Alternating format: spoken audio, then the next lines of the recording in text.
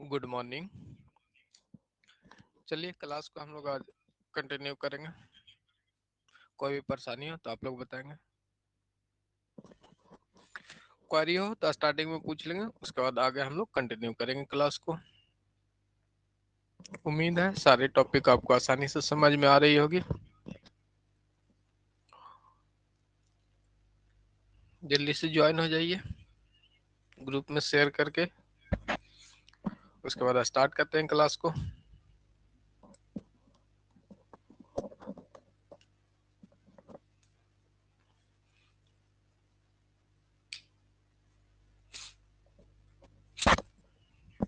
Class का जो timing है, नया स्टूडेंट है वो ध्यान देंगे। आपकी क्लास संडे सैटरडे को चल रही है अभी।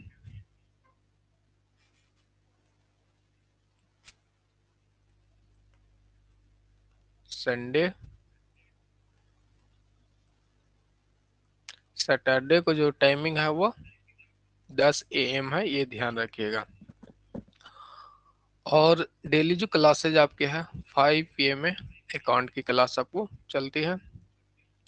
इसमें जो हम लोग कवर करते हैं वह स्टेट यानी ऑब्जेक्टिव टाइप एग्जाम आपकी होगी। कोई भी एग्जाम होगी कॉमर्स का, वो स्टूडेंट इसे कवर कर सकते हैं यानी क्लास ले सकते हैं। संडे सैटरडे को हम लोग क्या स्टार्ट किए हुए हैं, इकोनॉमी से स्टार्ट किए हुए हैं। चलिए क्लास को हम लोग आगे कंटिन्यू करेंगे। जो स्टूडेंट जुड़ गए हैं ठीक है, जो नहीं जुड़े हैं वो रिकॉर्डिंग क्लास अपना देख लेंगे। टाइमिंग में मुझे उम्मीद है कि आप लोग को इशू नहीं होगा। 10 बजे के टाइम में यदि कोई इशू है, आप लोग को स्कूल जाना रहता है तो आप लोग कमेंट करेंगे, इसका टाइमिंग आप चेंज करवा पाएंगे। तो आपके कमेंट के अनुसार ये डिपेंड करते हैं कि क्लास कितने बजे कंडक्ट कराई जाएगी। तो अब हम लोग क्या करेंगे, क्लास को आगे कंटिन्यू करेंगे।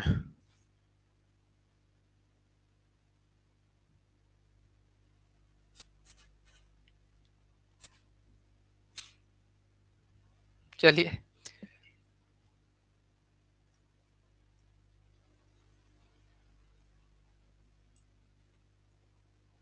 सबसे पहले हम लोग स्टार्ट करते हैं। कल की जो हम लोग क्लास के थे उसमें इकोनॉमिक्स की चैप्टर को बेसिक देखे थे। इकोनॉमिक्स क्या है यानी अर्थशास्त्र क्या है, अर्थशास्त्र के जनक कौन है, और अर्थशास्त्र की प्रमुख पुस्तकों को हम लोगों ने देखा था।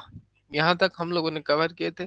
कल की क्लास आपके लिए इम्पोर्टेंट है क्योंकि उसमें जितनी भी टॉपिक पढ़ाए गए हैं वो एग्जाम में अक्सर देखने को मिलते हैं। तो आप लोग पार्ट 1 जरूर देख लेंगे। आज जो क्लास है वो पार्ट 2 है आपका। क्लास जो है ये आपका पार्ट 2 है।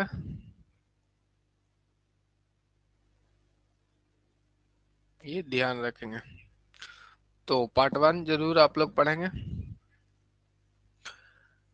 चलिए आगे बढ़ते हैं हम लोग। अब हम लोग आएंगे अर्थशास्त्र के महत्व को देखेंगे। अर्थशास्त्र का क्या क्या महत्व है, अर्थशास्त्र को अध्ययन करने से आप में क्या क्या बेनिफिट होंगे और क्या क्या इंक्रीजमेंट हो सकती है, यानी अर्थशास्त्र के महत्व को हम लोग देखेंगे। क्या है इंपॉर्टेंस ऑफ इकोनॉमिक्स। पहला जो महत्व है वह सैद्धांतिक महत्व और सेकंड जो है वह व्यवहारिक महत्व। यानी अर्थशास्त्र के महत्व को दो बाउंड्री में बांटा गया है। पहला सैद्धांतिक महत्व और सेकंड व्यवहारिक महत्व। सैद्धांतिक महत्व का मतलब है कि एक सिद्धांत के अनुरूप चलना, यानी एक सिद्धांत के अनुरूप क्या है अर्थशास्त्र को अध्ययन करना, उसके अनुरूप जो आपको बेनिफिट हो गए उनकी चर्चा करेंगे। सेकंड जो है व्यवहारिक, यानी आपके जीवन से रिलेटेड चीजों को हम लोग व्यवहारिक महत्व के अंतर्गत पढ़ेंगे। फर्स्ट देखेंगे हम लोग सैद्धांतिक महत्व। सैद्धांतिक महत्व का पहला पॉइंट है ज्ञान में वृद्धि। सैद्धांतिक महत्व यानी अर्थशास्त्र के अध्ययन से आपके क्या होगी, ज्ञान में वृद्धि होती है। सेकंड है आपका सिद्धांतों में वृद्धि। क्या है, सिद्धांतों में वृद्धि। जैसे जैसे आप अध्ययन करेंगे,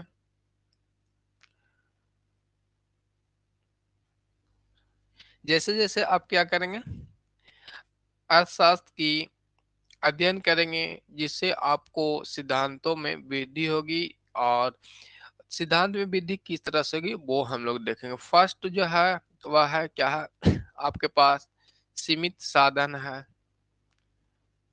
सॉरी सीमित साधन आपको इधर से होंगे,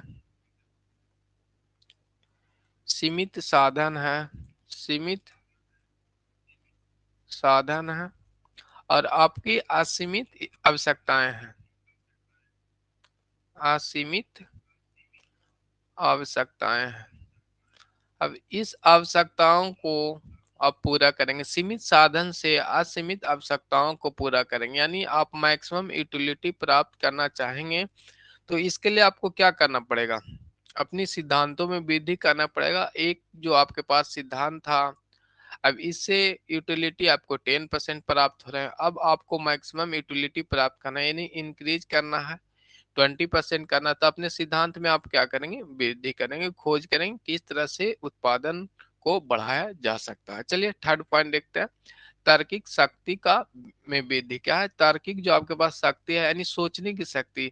सिंपल है कि सीमित साधन से असीमित आवश्यकताओं को पूर्ति करने यानी मैक्सिमम जो उपयोगिता है वो प्राप्त करना है। तो क्या होगा, आपकी तार्किक शक्ति में वृद्धि होगा, आपकी सोच की शक्ति में वृद्धि होगा, तर्क करेंगे चीजों पे और जिससे आपकी उपयोगिता में वृद्धि होगी। नेक्स्ट पॉइंट आपका है विश्लेषण में वृद्धि।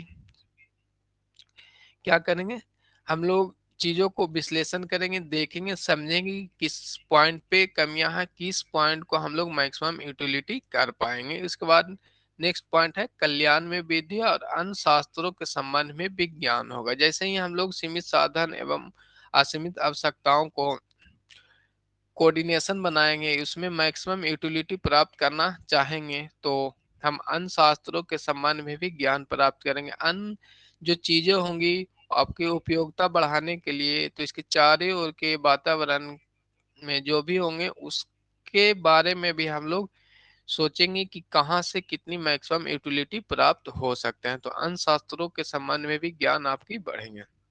सेकंड पॉइंट आप क्या है, व्यवहारिक महत्व। क्या है व्यवहारिक महत्व में उत्पादकता को लाभ होगी। क्या होगी, जैसे आप अर्थशास्त्र का अध्ययन करते हैं तो जो उत्पादकता होते हैं यानी प्रोड्यूसर होते हैं उसको लाभ प्राप्त होंगे। उसके बाद श्रमिकों को भी लाभ होंगे, मैक्सिमम यूटिलिटी होंगे, उत्पादन अधिक होंगे तो क्या होंगे, जो भी आपके मजदूर होंगे उन्हें भी लाभ प्राप्त होगी। साथ में साथ उपभोक्ता होंगे उन्हें भी लाभ प्राप्त होगी। यदि कोई भी साधन है, मान लेते हैं कि 10 यूनिट आपके पास है और प्रोडक्शन जनरली आप 20 यूटिलिटी कर पाते हैं, यूटिलिटी क्या कहते हैं 20 यूटिलिटी यानी 20 इकाइयों का उत्पादन कर पाते हैं, और अब आप 10 यूनिट से 25 इकाइयों का क्या कहते हैं उत्पादन कर पाते हैं, तो आपके क्या हो जाएगी, उपभोक्ताओं को लाभ होगा, क्योंकि जब इकाई अधिक होगी, उपयोगिता अधिक आएगी तो उसकी जो प्राइजेज है उसमें क्या होगी, कमी होगी। उसी तरह से व्यापारियों को क्या होगा, लाभ होगा, राजनीतिज्ञों को भी लाभ होगा, प्रबंधक जो होंगे उन्हें भी लाभ होते हैं अर्थशास्त्र से, विद्यार्थियों को लाभ होंगे और वैज्ञानिक लाभ होंगे और सरकार लाभ होंगे। इसमें आपको चीजें खाली ध्यान में रखनी है, ऐसे इससे ऑब्जेक्टिव आपको देखने को कम चांसेस है कि आएंगे, जो इम्पोर्टेंट रहेंगे हम बता देंगे, लेकिन सारी चीजों को हम लोग कवर करके चलेंगे। चलिए अब आगे हम लोग अब बढ़ेंगे, कोई परेशानी हो तो आप लोग कमेंट करके पूछेंगे। यहाँ पे हम लोग देखेंगे,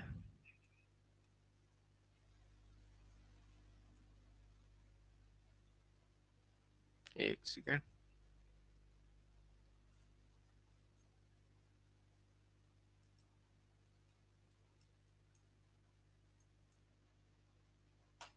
चलिए देख लेते हैं। अपनी इच्छाओं की पूर्ति के लिए लोग जो है विभिन्न क्रियाओं में व्यस्त होते हैं। जैसे कि कल की क्लास में बताया था कि जो आर्थिक क्रियाएं करते हैं वो धन अर्जित करने के उद्देश्य से करते हैं। तो उसमें क्या था, आर्थिक क्रियाएं क्यों करते हैं, अपनी इच्छाओं हैं उसे पूरा करने के लिए।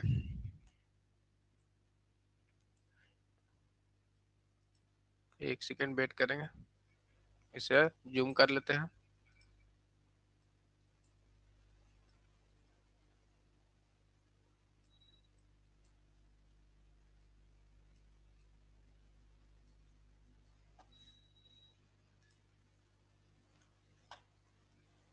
चलिए, अब आपको जूम हो गया, स्क्रीन पे आसानी से दिख रहा होगा।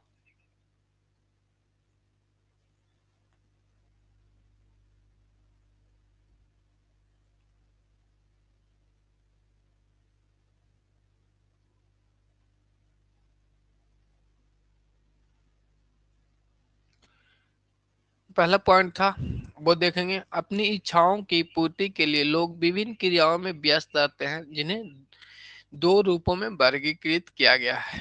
अपनी इच्छाओं की पूर्ति के लिए क्या करते हैं, अपनी आर्थिक क्रियाओं में व्यस्त रहते हैं, यानी क्रियाओं में व्यस्त रहते हैं। और ये जो क्रियाएं हैं, एक्टिविटी है, उसे दो भाग में बांटा गया है। तो ध्यान दीजिएगा कि क्रियाओं को कितने वर्गों में बांटा गया है, दो भागों में बांटा गया। अर्थशास्त्र में हम लोग क्या करते हैं, अपनी इच्छाओं की पूर्ति करने के लिए आर्थिक क्रियाएं करते हैं, क्रियाएं करते हैं। और इस क्रिया को दो भाग में बांटा गया, एक आर्थिक क्रिया है और सेकंड आपको अनार्थिक क्रिया यानी नॉन इकोनॉमिक एक्टिविटी, और एक आपको इकोनॉमिक एक्टिविटी है। इकोनॉमिक एक्टिविटी एवं नॉन इकोनॉमिक एक्टिविटी को हम लोग देखेंगे। फर्स्ट पॉइंट आपको है आर्थिक क्रिया यानी इकोनॉमिक एक्टिविटी। अब इकोनॉमिक एक्टिविटी किसे कहते हैं और नॉन इकोनॉमिक एक्टिविटी कैसे कहते हैं, उसे हम लोग देखेंगे। फर्स्ट में है आपका आर्थिक क्रिया यानी इकोनॉमिक एक्टिविटी। मानव द्वारा धन व संपत्ति से संबंधित सभी क्रियाएं क्या है, आर्थिक क्रियाएं कहलाती है। ये ध्यान रखिएगा आप लोग कि मानव द्वारा धन व संपत्ति से संबंधित सभी आर्थिक क्रियाएं, कोई भी एक्टिविटी आप करते हैं, धन से संबंधित हो या संपत्ति से संबंधित हो, तो इसे क्या कहेंगे, आर्थिक क्रियाएं कहते हैं। कल की क्लास में भी हमने आपको बताया था कि एनी एक्टिविटी जो धन उद्देश्य को प्राप्ति के लिए किया जाता है, उसे आर्थिक क्रियाएं कहते हैं। तो ध्यान देंगे, मानव द्वारा धन व संपत्ति से संबंधित सभी क्रियाएं क्या होती है, आर्थिक क्रियाएं कहलाती है। इनका मापन मौद्रिक मूल्य के आधार पे किया जाता है। क्या है, आर्थिक क्रियाओं का हम लोग मापन क्या करते हैं, मौद्रिक यानी मॉनेटरी वैल्यू के आधार पे करते हैं। उसका मापन क्या करते हैं, मनी के रूप में हम लोग करते हैं। इसीलिए ये क्रियाएं राष्ट्रीय आय में मूल वृद्धि करती है, यानी जो नेशनल इनकम है उसमें क्या हो जाएगी, वृद्धि करेगी, मूल वृद्धि करेगी। क्योंकि जो आर्थिक क्रियाएं हैं यानी इकोनॉमिक एक्टिविटी हम लोग करेंगे तो उससे क्या होगा, मोनेटरी मूल्य का वैल्यूएशन होगा, यानी मूल्य में वृद्धि होगी। उससे क्या हो जाएगा, नेशनल इनकम आपको है, यानी आप आय करेंगे तो नेशनल इनकम में क्या होगी, वृद्धि होगी।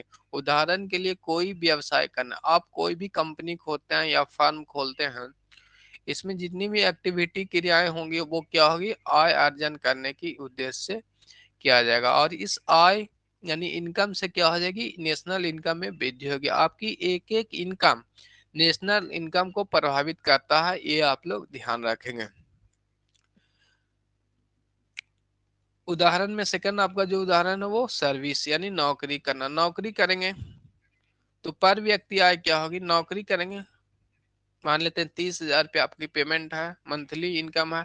और यदि आप नौकरी नहीं करते हैं तो अभी 5,000 रुपये घर से एक्सपेंस करते हैं, तो ये क्या है, नेशनल इनकम।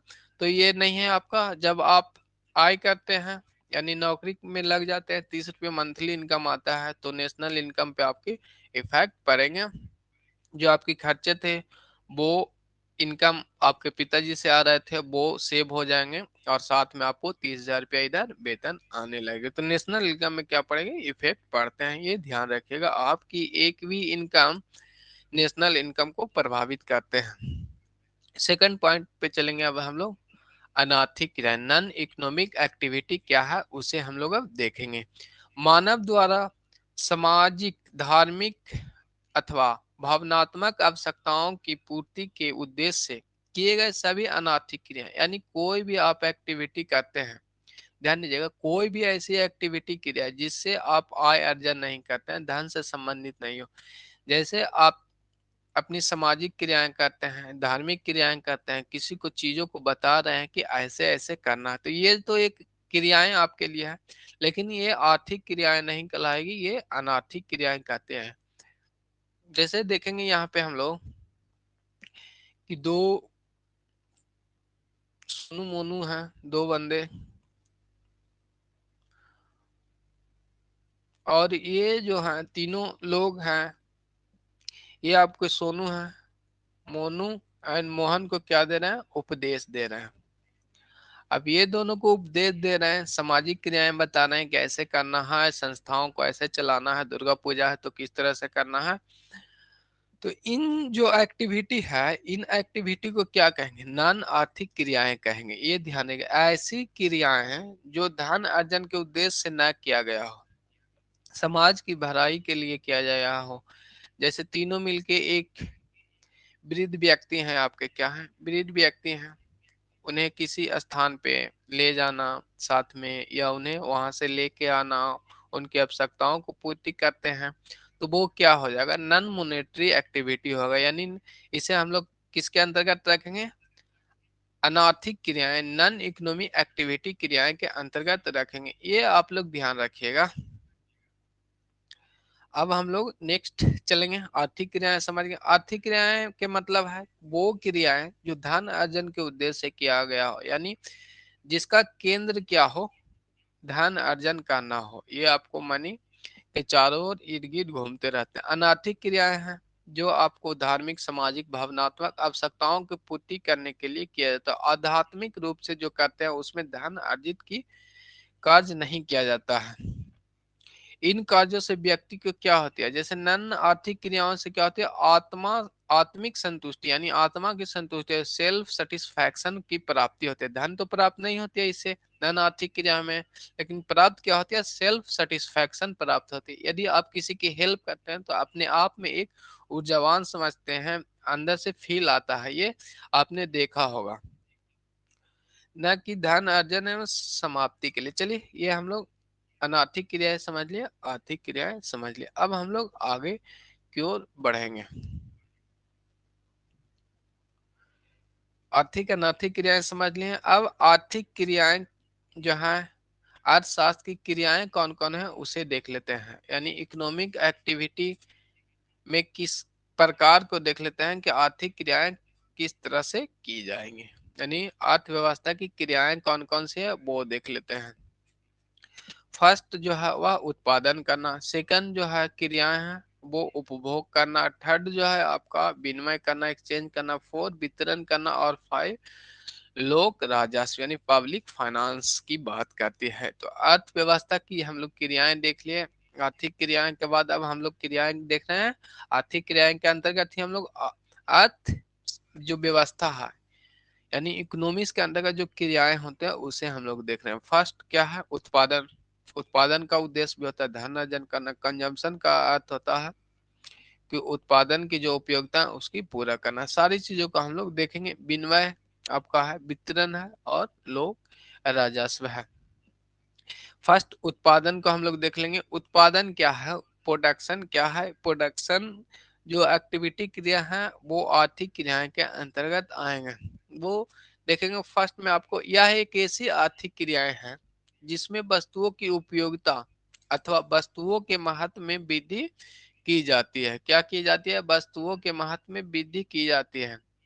उत्पादन में श्रम पूंजी, कैपिटल, तकनीक आदि का व्यापक महत्व होता है। अतः यह विषय भी अर्थशास्त्र के अध्ययन क्षेत्र में सम्मिलित होता है। सबसे पहले आप लोग जानेंगे कि उत्पादन क्या है। साधारण शब्दों में उत्पादन का जो अर्थ है वो देखेंगे हम लोग कि जनरल वे में उत्पादन क्या होता है। उसके बाद हम लोग इस टॉपिक जो आपके स्क्रीन पे है उस पे आएंगे। साधारण शब्दों में उत्पादन का अर्थ क्या है, भौतिक वस्तुओं का निर्माण से है। क्या है, कोई भी आप वस्तुओं का निर्माण करते हैं उसे हम लोग क्या कहते हैं, उत्पादन कहते हैं। किंतु ध्यान रखेंगे, मानव जो है भौतिक पदार्थों का निर्माण नहीं कर सकता है। आप देखे होंगे कि जो भी मानव है वो भौतिक पदार्थ का निर्माण नहीं करते हैं। ये भी आप लोग ध्यान रखेंगे, इकोनॉमिक्स में आप पढ़ते हैं, स्टूडेंट हैं, तो ये आपको जानना जरूरी है कि उत्पादन हम लोग इसे कहते हैं, किसे कहते हैं वो भी देखते हैं। उत्पादन का अर्थ क्या है, भौतिक वस्तुओं का निर्माण करना। किंतु ये ध्यान रखिएगा कि कोई भी मानव जो है वो भौतिक पदार्थ का निर्माण नहीं कर सकता है। केवल वो प्रकृति में जितनी भी संसाधन उपलब्ध है उसकी उपयोगिता को वो क्या करता है, इंक्रीज करता है, उसमें परिवर्तन रहता है, उसे ही हम लोग उत्पादन कहते हैं। आप देखे होंगे कि आपके पास क्या है, आपकी बगीचे में एक क्या है, पेड़ है, और इस पेड़ में आप लोग क्या करेंगे, इस आप लोग इसे उत्पादन नहीं कर पाएंगे, क्योंकि ये प्राकृतिक में ऑटोमेटिक उपलब्ध रहती है। अब इसकी उत्पादन करने के लिए मेज बनाना है, तो इस जो पेड़, ये पेड़ जैसे बीज है, तो बीज भी तो इस प्राकृतिक में आई थी, और इस प्राकृतिक में से ये पेड़ बना था। उसकी क्या थी, उसमें हम लोग क्या दिए, खाद पानी दिए तो पेड़ बना। अब इस पेड़ को काट के हम लोग क्या बनाए, मेज बनाए। अब इस मेज पे हम लोग क्या किए हैं, पेड़ को काटने के बाद इसकी उपयोगिता को क्या किए, इंक्रीज किए। ये ध्यान रखेंगे। तो हम लोग क्या कहते हैं, प्राकृतिक में जितनी भी साधन उपलब्ध हैं, प्राकृतिक जो साधन हैं जो उपलब्ध है प्रकृति द्वारा, उसी को उसमें उपयोगिता को बढ़ाते हैं, उसकी उपयोगिता को क्या कहते हैं, बढ़ाते हैं, उसे ही हम लोग उत्पादन कहते हैं।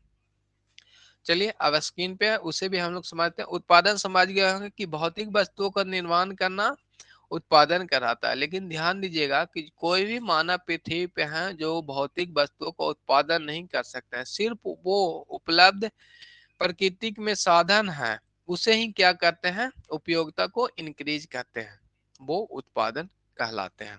साधारण भाषा में आप कह सकते हैं कि भौतिक वस्तुओं का निर्माण उत्पादन कहलाते हैं। लेकिन इसके पीछे की चीजें भी आपको ध्यान रखना चाहिए कि मानव क्या है, किसी चीज को उत्पादन नहीं कर सकता। सिर्फ प्राकृतिक में जो उपलब्ध साधने हैं, जैसे पेड़ है तो इसे काट कर क्या बनाए, मेज बनाए, फर्नीचर बनाए, टेबल बनाए, डेस्क बनाए, तो इसमें क्या किया है, उसकी उपयोगिता को इंक्रीज करते हैं, उसे उत्पादन कहते हैं। ध्यान दीजिएगा। अब देखते हैं स्क्रीन पे जो आपके सामने है, यह एक ऐसी आर्थिक क्रियाएं है, उत्पादन एक ऐसी आर्थिक क्रियाएं हैं जिसमें वस्तुओं की उपयोगिता या वस्तु के महत्व में क्या कहते हैं, वृद्धि की जाती है। सेम चीज है कि वस्तु की उपयोगिता अथवा वस्तु में जो महत्व है उसे वृद्धि की जाती है। उत्पादन में जो है श्रम यानी लेबर, कैपिटल, टेक्नोलॉजी यानी टेक्निक आदि का व्यापक महत्व होता है। ये तो आप भी जानते हैं कि कोई भी उत्पादन करना है तो आपको क्या चाहिए, कैपिटल चाहिए, कैपिटल के साथ साथ टेक्निक चाहिए, टेक्निक के साथ साथ आपको श्रम यानी लेबर की भी जरूरत पड़ती है। इसके बाद हम लोग आगे देख लेते हैं। परिभाषिक रूप से हम कह सकते हैं कि उत्पादन के अंतर्गत किसी वस्तु अथवा सेवा का आवश्यकता के अनुरूप निर्माण या उपयोग किया जाता है। क्या किया जाता है, किसी वस्तु एवं सेवाओं की आवश्यकता के अनुसार हम लोग निर्माण करते हैं। जब तक आपकी आवश्यकता नहीं होगी तो आप किसी चीज का प्रोडक्शन नहीं करते हैं, ये ध्यान रखिएगा। जब तक आपको भूख नहीं लगेगी आप भोजन का उत्पादन नहीं करेंगे, खेतों में फसल नहीं लगाएंगे, आपकी आवश्यकता नहीं होगी, आप जो डिफेंस सिस्टम इतना इंक्रीज भारत में हो रहे हो वो नहीं कर पाएंगे, क्योंकि आपकी पड़ोसी देश चाइना है, पाकिस्तान है, इन सभी से आपको डर है, आपकी आवश्यकताएं हैं कि डिफेंस सिस्टम इंक्रीज होना चाहिए, आपके पास हथियार, गोले, बंदूक, ये सारी चीजें होनी चाहिए। इसी को लेके आप लोग क्या करते हैं, अपनी आवश्यकताओं को पूरी करने के लिए चीजों को निर्माण करते हैं। तो ये ध्यान रखिए, उत्पादन आप कब करते हैं, जब आपकी आवश्यकता होती है तो आप उत्पादन करते हैं। इसके बाद नेक्स्ट यहाँ पे देखेंगे पॉइंट एक लिखा हुआ है, आगत को निर्गत में बदलना उत्पादन कराता है। यानी कोई भी इनपुट है उसे आउटपुट में बदलना क्या है, प्रोडक्शन कहता है। जैसे ये पेड़ इनपुट के रूप में यहाँ था और इसे हम लोग टेबल यानी मेज के रूप में प्रोडक्शन कर दिए, तो ये क्या हो गया, आउटपुट हो गया। यानी इनपुट से आउटपुट, यानी उसकी इनपुट जो है उसमें उसकी उपयोगिता का हम लोग इंक्रीज करते हैं, तो उसे हम लोग उत्पादन अच्छे से समझ गए होंगे। डिटेल रूप में हमने इस पे डिस्कशन किया। उत्पादन सिंपली चीजें हैं कि भौतिक वस्तुओं का निर्माण उत्पादन होते हैं, लेकिन ध्यान रखेंगे कि जो इकोनॉमिक्स की वर्ड है वो भी याद रखना है कि मानव जो है किसी चीज का उत्पादन नहीं कर सकता, किंतु वह यह काम कर सकता है कि जो उपलब्ध साधन है उसी साधन को क्या करेंगे, इंक्रीज करते हैं, उसकी उपयोगिता को आगे बढ़ाते हैं, मैक्सिमम करते हैं, तो उसे ही उत्पादन कहा जाता है। नेक्स्ट पॉइंट सेकंड नंबर पे हम लोग चलेंगे, उपभोग। अब क्या है, किसी वस्तु का उत्पादन हुआ है तो उसका कंजम्पशन भी जरूरी है, उपभोग भी करना जरूरी है। तो उपभोग देख लेते हैं। उत्पादन का उपयोग, उपभोग कहलाता है। कोई भी प्रोडक्शन हुआ है उसका आप क्या किए हैं, उपभोग किए हैं, तो वो सॉरी उत्पादन का क्या क्या है, उपयोग किए हैं, उपयोग किए हैं, तो वो उपभोग कहलाता है। Use of production is called consumption, ये ध्यान रखेंगे। कोई भी प्रोडक्शन का आप यूज किए हैं, उत्पादन का उपयोग किए हैं, उसे ही हम लोग क्या कहते हैं, कंजप्शन करते हैं। सिंपली चीजें समझेंगे कि पार्ले जी की बिस्कुट है, पार्ले की बिस्कुट है, बिस्कुट है, तो इसे हम लोग क्या कहते हैं, भोजन के रूप में तो नहीं कह सकते हैं, नाश्ता के रूप में यूज करते हैं। अब ये नाश्ता क्या हो गया आपके लिए, उपभोग हो गया, क्या हो गया, कंजम्पशन हो गया। और पार्ले जी को हम लोग उत्पादन किए थे, क्या किए थे, उत्पादन किए थे। या सेव यहाँ पे लेंगे, सेव को उत्पादन किए और इसको हम लोग क्या कर गए हैं, उपभोग कर गए हैं, खा गए हैं। तो यानी उसे यूज करना ही क्या कराएगा, उपभोग कराता है। किसी वस्तु को यूज करना उपभोग कराता है। उपभोग एक आर्थिक क्रिया है, ये भी ध्यान रखिएगा। उपभोग किसके अंतर्गत आएंगे, आर्थिक। उत्पादन भी आर्थिक क्रिया है और उपभोग आपको कंजप्शन आर्थिक क्रिया है, जो उत्पादन के उद्देश्यों की पूर्ति करती है। क्या कहती है, जो आपके पास जो उत्पादन है उसकी उद्देश्य की पूर्ति करती है। उत्पादन आपने किया और उसे आप कंज्यूम नहीं करेंगे तो उत्पादन करने का जो उद्देश्य था वो फुलफिल नहीं होगा, ये ध्यान रखेंगे। उपभोक्ताओं द्वारा उत्पादकों को मूल्य चुकाकर आवश्यक वस्तुओं को प्राप्त किया जाता है। ये ध्यान रखेंगे कि जो उपभोक्ता हैं, उपभोक्ताओं द्वारा उत्पादकों को मूल्य चुकाकर क्या करेंगे, यानी एक कंज्यूमर है, वो प्रोड्यूसर को क्या करेंगे, पे करेंगे, मूल्य चुकाकर अपनी आवश्यकताओं की वस्तुओं को प्राप्त करते हैं। तो ये जो उपभोग भी है एक आर्थिक क्रियाएं हैं, ये ध्यान रखेंगे। उत्पादन आर्थिक क्रियाएं हैं, उपभोग आर्थिक क्रियाएं हैं। चलिए उपभोग समझ गए, किसी भी वस्तुओं का उपयोग करना ही उपभोग कहलाता है।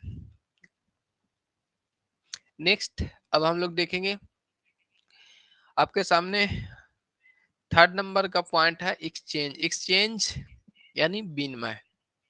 विनिमय का समान अर्थ क्या है, वो आप जानते हैं, वस्तुओं का आदान प्रदान। एक वस्तुओं से दूसरी वस्तुओं को चेंज करना ही विनिमय कहलाता था। ये प्राचीन काल की परिभाषाएं थी। वस्तुओं को आदान प्रदान यानी गेहूं के बदले चावल लेना, चावल के बदले धान लेना, जिनके पास जो वस्तुएं होती थी और उनकी अनदर वस्तुओं की आवश्यकता होती थी। मान लीजिए कि आपके श्यामलाल हैं, प्राचीन काल में मौद्रिक नीति नहीं थी, यानी मूल्य किसी वस्तुओं का निर्धारण नहीं हुआ था, तो वो एक्सचेंज करते थे। इनके पास क्या है, गेहूं है, इनके पास चावल है और इनके पास आपको दाल है। अब इनके पास चावल है, अब इन्हें आज मूड हुआ है कि अब गेहूं यानी रोटी खाना है, तो ये अपने चावल इन्हें देंगे, यानी कुछ अमाउंट देंगे। एक टोकरी देते थे तो इन्हें गेहूं के रूप में प्रदान किया जाता था, एक टोकरी। तो ये क्या हुआ, एक्सचेंज हुआ। इस तरह से गेहूं वाले व्यक्ति को भी मूड हुआ कि दाल खाना, तो ये एक्सचेंज दोनों अपना करते हैं, वस्तुओं से एक्सचेंज करते थे, तो एक्सचेंज कहलाता था। इन वस्तुओं का आदान प्रदान एक्सचेंज कहलाता है। किंतु अब मॉडर्न युग है, मॉडर्न युग में देखेंगे कि एक्सचेंज का क्या मतलब है। आपके मॉडर्न युग में, परंतु आधुनिक अर्थशास्त्र में विनिमय वह आर्थिक क्रिया है, ये भी ध्यान रखिए कि विनिमय जो है, एक्सचेंज है, क्या है, आर्थिक क्रिया है। अभी हम लोग पढ़ रहे हैं आर्थिक क्रिया, जिसका संबंध वस्तुओं की खरीद एवं बिक्री से है। परचेज एवं सेल जो है एट मॉडर्न टाइम आपका क्या है, एक्सचेंज कहलाता है। यह क्रिया धन या मूल्य द्वारा की जाती है। क्या है, एक्सचेंज जो हम लोग करते हैं वो धन या मूल्य, जो भी वैल्यू होगी उसके द्वारा करते हैं, इसलिए इसे उत्पादन मूल्य भी कहा जाता है। अब ऑब्जेक्टिव टाइप का क्वेश्चन आया जाएगा, उत्पादन मूल्य किसे कहते हैं। एक विनिमय, बी उपभोग और सी में आपको उत्पादन। तो ध्यान देंगे कि एक्सचेंज यानी विनिमय जो है, विनिमय का हम लोग क्या कहते हैं, इसे उत्पादन मूल्य भी कहते हैं। जिसका अर्थ क्या है, उत्पादन मूल्य का अर्थ है बाजार की अलग अलग परिस्थितियों के आधार पर उत्पाद के मूल्य निर्धारण करना। यानी एट मार्केट टाइम जो आपके पास है उसमें विभिन्न परिस्थितियां होती है और इस परिस्थिति में उत्पादन का मूल्य निर्धारण किया जाता है। जैसे देखेंगे कि आपको पूर्ण प्रतिस्पर्धा, मोनोपोली, अपूर्ण, ये सब जो मार्केट होते हैं वो परिस्थिति के अनुसार अपने प्राइजेज निर्भर करते हैं, यानी वस्तुओं के मूल्य को निर्भर। एक अधिकार बाजार होंगे तो उसमें एक ही कंपनी होगी जो वस्तुओं को बेचेगी, उसके अलावा कोई नहीं। तो ये क्या करते हैं, वस्तुओं पे एक्स्ट्रा चार्ज करते हैं, उनकी मनमानी रूप में चलेगी। जबकि प्रतिस्पर्धा रहेगी, यानी प्रतियोगिता भी रहेगी कि बहुत सारी दुकान है तो कुछ प्राइज हैं वो कम होते हैं सेल के उद्देश्य से। चलिए अब आगे हम लोग चलते हैं। विनिमय जो है यानी एक्सचेंज को दो भाग में बांटा गया। अब कौन कौन से भाग हैं एक्सचेंज को वो देख लेते हैं। फर्स्ट आपका है वाणिज्यिक विनिमय, क्या है, कॉमर्शियल एक्सचेंज। और सेकंड आपका है व्यापारिक विनिमय, ट्रेड एक्सचेंज, कॉमर्शियल एक्सचेंज और ट्रेड एक्सचेंज। इसके बाद आगे अब हम लोग चलेंगे फोर्थ नंबर पॉइंट पे। यहाँ तक एक्सचेंज में समझ में वस्तुओं को आदान प्रदान एक्सचेंज कराता था, विनिमय कराता था। ये जो फार्मूला था वो प्राचीन काल के थे, लेकिन अब परचेज एवं सेल को ही हम लोग विनिमय कहते हैं। आगे देखेंगे वितरण। अब हम लोग डिस्ट्रीब्यूशन पे आ गए। फर्स्ट आपको उत्पादन हम लोग कर लिए, उत्पादन के बाद उपभोग कर लिए, उपभोग के बाद एक्सचेंज कर लिए। अब इसे हम लोग डिस्ट्रीब्यूशन करेंगे। किसी कंपनी, संस्था या देश के द्वारा निर्मित वस्तु एवं सेवाओं को नागरिक उपभोक्ता तक पहुंचाने का तंत्र ही वितरण प्रणाली कहलाता है। क्या है, वितरण, डिस्ट्रीब्यूशन। चलिए ठीक है, पीछे गलती बोलेंगे हिंदी में तो ध्यान दीजिएगा कि क्या था। वितरण प्रणाली क्या है, किसी वस्तुओं को देश, कंपनी, संस्थाओं एक जगह से दूसरी जगह पहुंचाना क्या है, वितरण प्रणाली है। मॉर्निंग ना बोला ना। कल। ठीक, चलिए देख लेते हैं, कॉल आ गया था। वितरण प्रणाली का, वितरण प्रणाली को हम लोग देख रहे थे। वितरण वह अध्ययन है जिसके द्वारा हमें यह ज्ञात होता है कि देश में जो उत्पादन किया जाता है उसका देश की राष्ट्रीय आय, सकल आय का वितरण वेतन, मजदूरी, लाभ के रूप में कैसे किया जाएगा, ये आपको वितरण बताता है। वितरण वह अध्ययन है जिसके द्वारा हम यह ज्ञात करते हैं कि देश में जो उत्पादन किया गया है उसका देश की राष्ट्रीय आय, जीडीपी का वितरण वेतन, मजदूरी, लाभ को के रूप में कैसे किया जाए। यानी वितरण का मतलब डिस्ट्रीब्यूशन, यानी एक जगह से दूसरी जगह पहुंचाने की बात की जा रही है। इसके बाद नेक्स्ट देखेंगे, वितरण वह आर्थिक क्रिया है जिसका संबंध क्या है, उत्पादन के साधनों की कीमत से है। क्या है, उत्पादन की जो साधन की कीमत है, यानी एक जगह से दूसरी जगह पहुंचाने की जो कीमत होती है उसे वितरण कहते हैं। जैसे भूमि, श्रम, पूंजी, उपकरण आदि। इसे इसे साधन मूल्यांकन भी कहा जाता है। ये भी ध्यान है कि वितरण को अन्य नाम क्या है, साधन मूल्यांकन कहा जाता है। जैसे जमीन का मूल अर्थात किराया, श्रम का मूल अर्थात मजदूरी, और पूंजी का मूल अर्थात ब्याज, और उपक्रम यानी उद्यमी जो है उसका मूल का मतलब हुआ लाभ। यहाँ तक समझ गए हैं, कोई दिक्कत आप लोग को नहीं? डिस्ट्रीब्यूशन, ये डिस्ट्रीब्यूशन जो है इससे कम चांसेस बनते हैं कि आपको एग्जाम में, लेकिन पढ़ना था हम लोग को सभी चीजें, क्योंकि एग्जामिनर के दिमाग में क्या चलेगा वो आप बता नहीं सकते हैं। ऐसा ऐसा टॉपिक भी कभी कभी उठा लेते हैं कि जो आपने ध्यान से पढ़ा ही नहीं। तो जैसे एक रूप में हम लोग पढ़े हुए रहेंगे, एक तरह से पढ़े हुए रहेंगे हल्की निगाह से भी, तो वो आसानी से ऑब्जेक्टिव टाइप का एग्जाम क्रैक कर पाते हैं। ये ध्यान रखिएगा आप लोग, चीजों को आपको अध्ययन किया हुआ रहना चाहिए। रिवीजन के तौर पे चीजों को आप देखते रहिए। ये नहीं है कि जो पीछे की चैप्टर्स समाप्त हो गए उसे आप नहीं देखें तो सब गड़बड़ा जाएगा। संडे का टाइम है तो एक बार रिवीजन के रूप में सारे टॉपिक को आप लोग देखा करें। अब आगे हम लोग चलेंगे, नेक्स्ट पॉइंट आपके सामने है, लोक राजस्व, पब्लिक फाइनेंस क्या है? आर्थिक क्रिया में लास्ट पॉइंट आपका है पब्लिक फाइनेंस। इसके अंतर्गत लोक आय, लोक व्यय, वित्तीय प्रशासन और लोक ऋण से संबंधित समस्याओं का अध्ययन किया जाता है। सिंपली है, इसमें कुछ खास चीजें नहीं है। लोक राजस्व यानी पब्लिक फाइनेंस के अंदर क्या क्या अध्ययन किया जाता है वो आपको देखना है। लोक आय, लोक व्यय एवं वित्तीय प्रशासन और पब्लिक लोन से संबंधित समस्याओं को अध्ययन किया जाता है। नेक्स्ट जो हम लोग पढ़ेंगे वो अर्थशास्त्र की शाखाएं। ये आपको इम्पोर्टेंट टॉपिक होगी, अर्थशास्त्र की शाखाएं। ब्रांचेज ऑफ इकोनॉमी क्या है? इकोनॉमिक, इकोनॉमिक्स, अर्थशास्त्र। यहाँ पे फर्स्ट आपको है व्यष्टि अर्थशास्त्र यानी माइक्रो इकोनॉमी और मैक्रो इकोनॉमिक। ध्यान दीजिएगा, माइक्रो बोले तो छोटा वर्ड होता है, अब माइक्रो बोले तो एम ए, एम आई क्या है? मोबाइल है, ये छोटा वर्ड हो गया। एम ए एक एजुकेशनल चीज है, माइक्रो एम ए यानी बड़ी बातें हैं, आप एजुकेटेड है। एम ए करने का मतलब मास्टर ऑफ आर्ट्स है, चीजों की आपके क्या है ख्याति होती है उस सब्जेक्ट में। तो ये बड़ी चीजों की बात करती है और ये छोटे चीजों की बात करती है। चलिए इस टॉपिक को हम लोग नेक्स्ट क्लास में करेंगे, अच्छे से स्टार्ट करेंगे। आज के टॉपिक में कुछ विशेष चीजें नहीं थी कि जो ऑब्जेक्टिव टाइप आ सके, किंतु सिलेबस में है तो हम लोग को पढ़ना जरूरी है, ये ध्यान रखेंगे। चीजों को समझेंगे, उत्पादन क्या है वो भी समझेंगे। अब इसके जो नाम है फाइनेंशियल वितरण के नाम क्या है, क्या कहते हैं वितरण को, अन्य नाम क्या है वो भी ध्यान रखेंगे।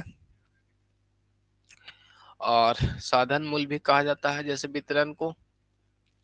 इसके बाद आपके थे विनिमय के अन्य मूल्य क्या था, उत्पादन मूल्य है। ऑब्जेक्टिव में ये सब क्वेश्चन आपको देखने को मिल सकते हैं, इसलिए आपको कराया गया। तो आज के लिए क्लास हम लोग यहीं पे समाप्त करेंगे। कोई भी क्वेरी हो तो पूछ लेंगे, उसके बाद आगे हम लोग बढ़ेंगे। उम्मीद है सारा पॉइंट आपको आसानी से समझ में आया होगा, और कोई दिक्कत हो तो कमेंट करके पूछें, हम आपके सामने उपलब्ध हैं। चलिए जल्दी से कमेंट करेंगे आप लोग। आज की क्लास हम लोग यहीं पे समाप्त करेंगे। कोई दिक्कत परेशानी, कोई टॉपिक समझने में ना आया हो तो बोल सकते हैं। चलिए सभी को समझ में आ गया, अच्छी बातें हैं। अब हम लोग क्लास को समाप्त करते हैं और मन लगा के पढ़िए। ये नहीं है कि नोटिफिकेशन नहीं आया है तो आपका एग्जाम नहीं हो, एग्जाम तो होना ही है। जब सरकार की नींद खुलेगी आपको एग्जाम ले लेगी। और ऐसे स्टूडेंट हैं जो कॉमर्स की अनदर, जैसे यूपी में एग्जाम होते रहते हैं, एमपी में होते रहते हैं कॉमर्स स्टूडेंट के लिए, वो आसानी से इसे कर पाएंगे। कोई दिक्कत नहीं है। आज के लिए क्लास इतने पे। जय हिंद।